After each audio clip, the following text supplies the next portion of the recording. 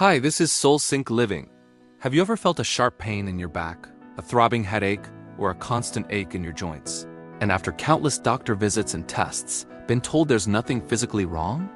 It's frustrating, confusing, and can make you feel like you're imagining it all.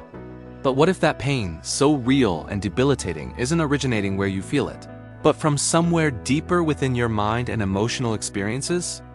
Today we're diving into the powerful and often overlooked connection between our minds and our bodies when it comes to pain. So let's start with that all too common scenario, pain with no clear medical cause. You've had the x-rays, the MRIs, the blood tests, and everything comes back normal.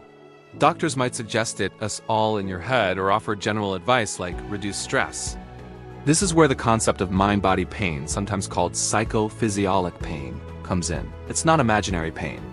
It is 100% real physical pain, but its source is neurological and psychological, not structural. Think of it like a faulty fire alarm. The alarm is blaring, the sound is real, but there's no actual fire. Your brain, in an attempt to protect you from what it perceives as a threat, often overwhelming emotions or stress, is creating a very real sensation of pain as a distraction. It's a survival mechanism, but one that has gone haywire. Chronic back pain, fibromyalgia, tension headaches, and even irritable bowel syndrome can often fall into this category. The pain is a message, a signal that something deeper needs our attention. Now, how exactly do our emotions translate into physical tension and pain? Let's explore that. Think about a time you felt anxious or angry. What happened in your body? Your shoulders probably tensed up, your jaw clenched, your breathing became shallow. This is your body's natural fight-or-flight response. When we experience emotions like fear, grief, or anger, especially if we suppress them or don't have a healthy way to process them, our nervous system activates this response. It releases stress hormones like cortisol and adrenaline, which cause our muscles to contract, ready for action. If this stress is short-lived, the body returns to normal. But what happens when that stress is chronic? When you're constantly worried about work, navigating a difficult relationship, or holding on to past trauma, your body stays in this state of high alert. The muscles never fully relax. This chronic muscle tension can lead to trigger points, reduced blood flow, and an accumulation of waste products in the tissues, which ultimately results in pain. Your tight shoulders might turn into chronic neck pain, and a perpetually clenched jaw can lead to TMJ or tension headaches. The emotion finds a physical home in your body. This leads us to our third point, the role of the nervous system in creating chronic pain patterns. Our nervous system is incredibly adaptive. It learns from our experiences through a process called neuroplasticity. When we repeatedly experience pain linked to a certain activity or even a thought, our brain starts to create and strengthen neural pathways associated with that pain. Imagine walking through a grassy field. The first time you create a faint path. Walk that same path every day, and soon you'll have a well-worn trail. It's the same with pain signals. Over time, the nervous system becomes sensitized. It gets so good at creating the pain signal that it starts to fire even with minimal or no physical trigger. This is called central sensitization. Your nervous system is now on high alert, interpreting even normal sensations, like light touch or movement, as dangerous and painful. It's a self-perpetuating cycle. The pain causes fear and anxiety about movement, which leads to more muscle guarding and tension, which in turn reinforces the pain signals in the brain.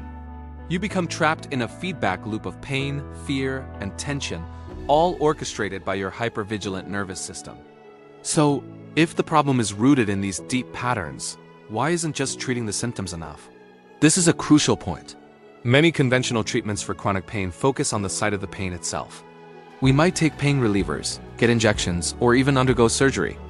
And while these can sometimes provide temporary relief, they often fail to address the root cause, the brain and nervous system patterns that are generating the pain in the first place.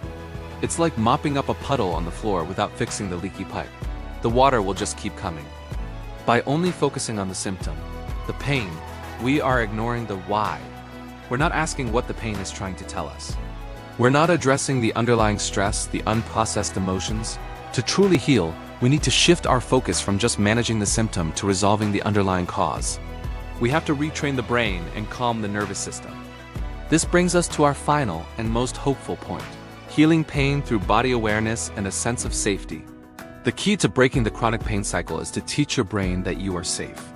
We have to convince our nervous system to stand down from its high alert status. This process starts with mindful body awareness. Instead of fearing and fighting the sensations in your body, you begin to observe them with gentle curiosity. Practices like somatic tracking, which involves simply paying attention to the physical sensations without judgment, can be incredibly powerful. When you do this, you're not feeding the fear cycle. You're sending a new message to your brain. I can feel this sensation, and I am still okay. I am safe. This starts to rewire those old neural pathways. Another vital component is emotional processing. Allowing yourself to feel and release pent-up emotions through practices like journaling, therapy, or expressive movement can relieve the pressure that was creating physical tension. Gentle, mindful movement, like yoga or Tai Chi, also teaches the brain that movement is safe, not dangerous. It helps to release chronic muscle tension and restore healthy function. It's all about creating an internal environment of safety. By soothing your nervous system and addressing the emotional roots, you are essentially turning off the faulty pain alarm. You are teaching your brain that the perceived threat is gone, allowing the pain signals to finally quiet down. Healing from mind-body pain is not a quick fix, but a journey of reconnection with yourself. It's about learning to listen to your body's wisdom, honoring your emotional experiences, and patiently reassuring your brain that it is safe to let go of the pain. It's a profound path back to wholeness. Thank you so much for joining me today on this exploration of the mind-body connection. I hope this has offered you a new perspective and a sense of hope on your healing journey. If this resonated with you, please like, subscribe, and share it with someone who might need to hear it. This is Soul Sync Living,